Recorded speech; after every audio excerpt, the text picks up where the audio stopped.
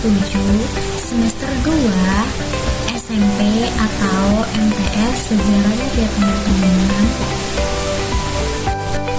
Nah, di sini saya akan membahas sistem organisasi kehidupan makhluk hidup.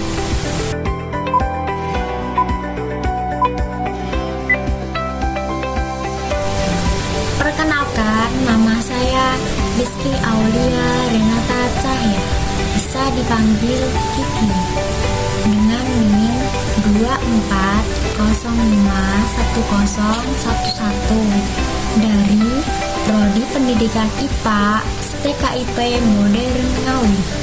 Nah, mari kita belajar yuk teman-teman. Nah, di sini kita akan membahas tentang sel sebagai struktural dan fungsional. Yang kedua, jaringan-jaringan pada hewan dan tumbuhan. Yang ketiga, yaitu organ-organ pada hewan dan tumbuhan. Yang keempat, yaitu sistem organ dan organisme. Bayangkan sebuah sarang lebah. Jika sarang adalah tubuh makhluk hidup, maka setiap ruang heksagonal di dalamnya adalah satu sel. Masing-masing ruang punya fungsi dan bersama-sama mereka membentuk sarang yang kuat dan berfungsi. Bagian-bagian utama sel, baik itu sel hewan maupun sel tumbuhan, memiliki 3 komponen dasar layaknya sebuah pulau. Yang pertama, membran sel, yaitu lapisan-lapisan pembatas yang fleksibel, berfungsi seperti penjaga pulau atau pantai, mengatur apa yang boleh masuk dan keluarnya sel. Yang kedua, sitoplasma, yaitu cairan tempat semua organel sel yang beraktivitas. Nah, yang ketiga yaitu nukleus, yaitu pusat kendali atau otak dari pulau tersebut. Nah, itu memiliki kegiatan dan menyimpan informasi genetik yang berharga. Nah, di sini saya akan mengasih perbedaan titik tengah sel. Nah, contohnya saya mengambil bunga matahari versus kepik. Dinding sel tumbuhan ada atau kuat seperti batang. Nah, yang sel hewan itu tidak ada ya teman-teman. Nah, bentuk sel itu sel tumbuhan tetap atau kaku. Nah, yang sel hewan tidak tetap atau fleksibel seperti sayap. Nah, yang kloroplas, sel tumbuhan ada atau membuat makanan sendiri. Nah, yang sel hewan tidak ada atau mencari makanan. Yang vakuola itu sel tumbuhan besar atau menyimpan banyak air. Nah, sel hewan kecil dan banyak. Nah, ini contoh kehidupan alam tersusun secara bertingkat dari yang terkecil hingga membentuk hutan. Nah, yang pertama-tama itu sel daun. Nah, yang kedua jaringan daun. Yang ketiga organ daun. Yang keempat sistem organ atau pohon. Nah, yang kelima organisme atau pohon mangga. Nah, yang keenam itu ekosistem. Nah, mengapa ini penting? Nah, yang pertama untuk menjaga kelestarian lingkungan.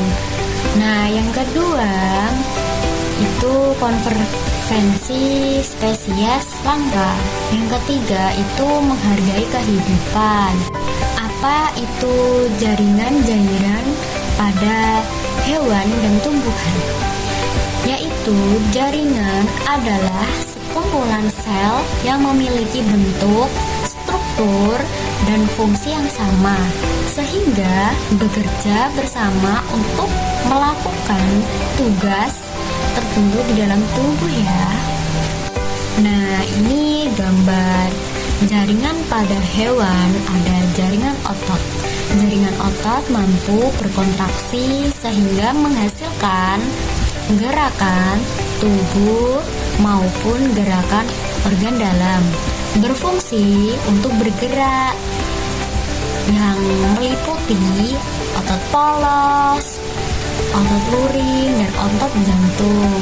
Nah, ada jaringan ikat, itu menyokong dan menghubungkan bagian tubuh meliputi tulang, darah, tendon, ligamen, dan lemak ya teman-teman.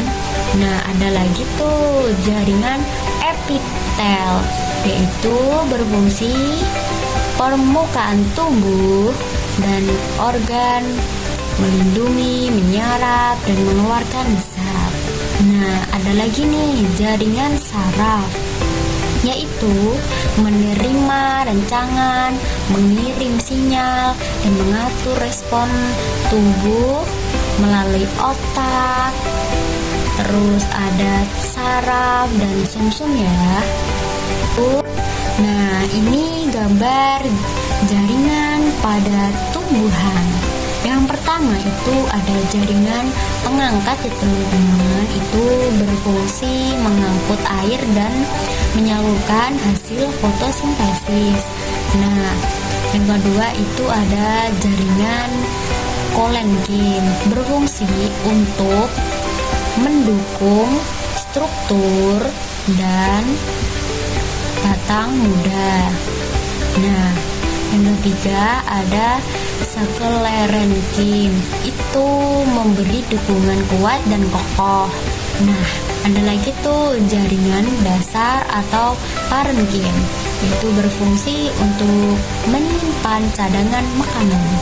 Nah, ada lagi jaringan meristematik. Meristematik. Saya lupa. Ya teman-teman. Nah, itu berfungsi aktif sel-selnya membelah untuk menghasilkan sel baru. Nah, yang terakhir nih, jaringan epidermis. Nah, itu melindungi bagian luar tumbuhan dan mencegah kehilangan air. Nah, apa itu organ-organ pada hewan dan tumbuhan? Organ-organ adalah bagian tubuh yang tersusun dari beberapa jaringan yang berbeda dan bekerja sama untuk menjalankan fungsi tertentu, seperti jantung pada hewan atau daun pada tumbuhan. Nah, ini gambar organ pada hewan yang teman-teman. Ada otak. Nah, otak itu berfungsi untuk pusat kendali tubuh, mengatur pikiran, pergerakan, memori, dan respon tubuh ya. Nah, paru-paru. Ada yang tahu nggak paru-paru berfungsi untuk apa? Nah, paru-paru itu berfungsi sebagai organ pernapasan yang menukar oksigen dari udara terus dengan karbon dioksida dari darah ya. Nah, jantung itu berfungsi sebagai organ pemompa darah yang mengalirkan oksigen dan nutrisi ke seluruh tubuh. Nah, selanjutnya kulit itu berfungsi sebagai lapisan pelindung tubuh, mengatur suhu, menerima rancangan, dan mencegah kehilangan air. Nah, kalau lambung apa? Lambung itu berfungsi sebagai organ pencernaan yang menghancurkan secara mekanis dan kimia dengan asam lambung. Nah, ini gambar organ pada tumbuhan ya teman-teman. Nah, yang pertama itu bunga, organ reproduksi yang berfungsi untuk menghasilkan biji. Nah, bunga mengandung struktur jantan dan betina untuk reproduksi seksual. Nah, daun itu tempat terutama untuk fotosintesis. Terus proses pembentukan energi menggunakan cahaya matahari, terus air dan karbon dioksida. Nah, ada buah ya teman-teman. Buah itu melindungi biji yang merupakan calon tumbuhan baru. Nah, batang tempat menempel bunga, daun, dan buah serta berfungsi sebagai jalur pengangkutan air, mineral, dan nutrisi ya. Nah, yang terakhir itu akar. Akar itu menyerap air dan mineral dari tanah, menyimpan cadangan makanan, dan menahan tumbuhan di dalam tanah ya. Nah, materi yang terakhir yaitu sistem organ dan organisme, yaitu sekumpulan organ yang memiliki peran dan fungsi yang berkaitan akan membentuk sistem organ. Nah, adapun sekumpulan sistem organ yang lengkap akan membentuk suatu organisme ya teman-teman. Nah, sistem organ pada tumbuhan dan hewan juga memiliki perbedaan. Nah, ini gambar-gambaran sistem organ pada hewan ya teman-teman. Nah, yang pertama itu ada sistem pencernaan, adalah proses di mana makanan diolah melalui organ-organ pencernaan untuk dipecah menjadi zat yang lebih sederhana sehingga dapat diserap tubuh sebagai sumber, terus tubuh sebagai energi, terus pertumbuhan dan perbaikan sel.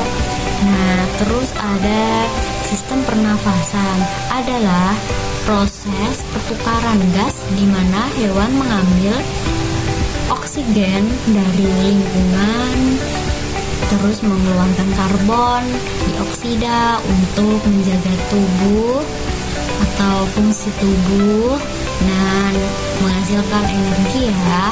Nah, ada lagi nih sistem peredaran darah pada hewan ya, adalah sistem yang mengalirkan dari darah ke seluruh tubuh. Nah, untuk membawa oksigen, nutrisi, dan hormon serta mengangkat sisa metabolisme agar dikeluarkan.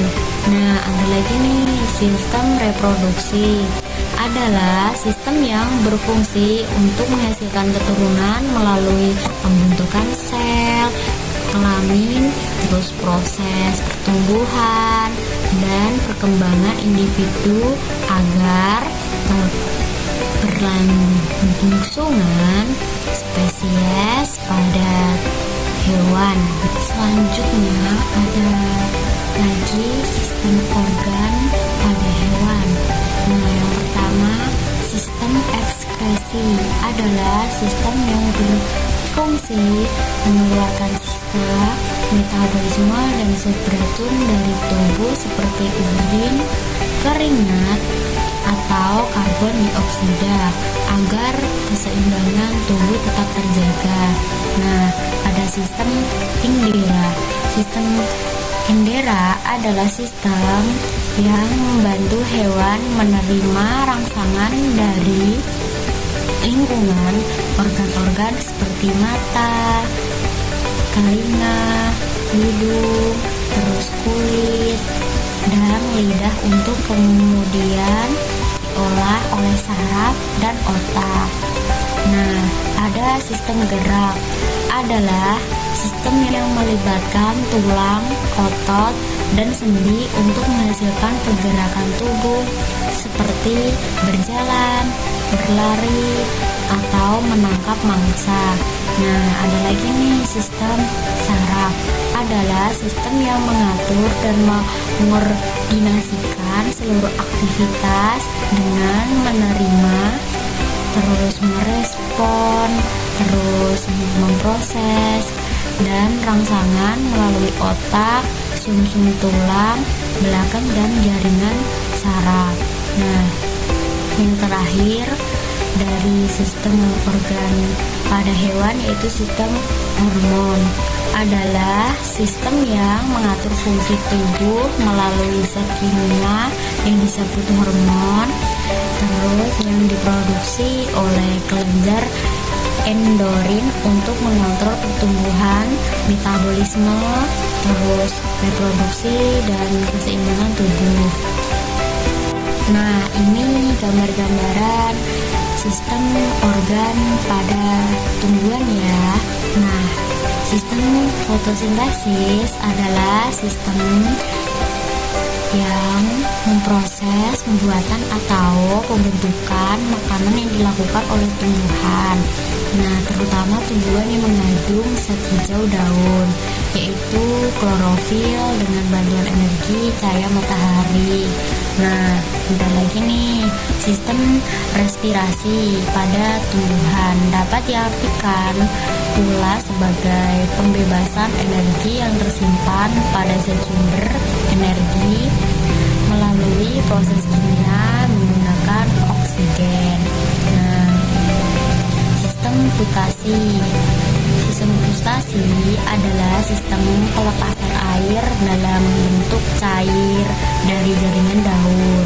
Nah, yang terakhir, sistem transpirasi merupakan proses pergerakan air dalam tubuh tanaman dan hilang menjadi uap air ke atmosfer.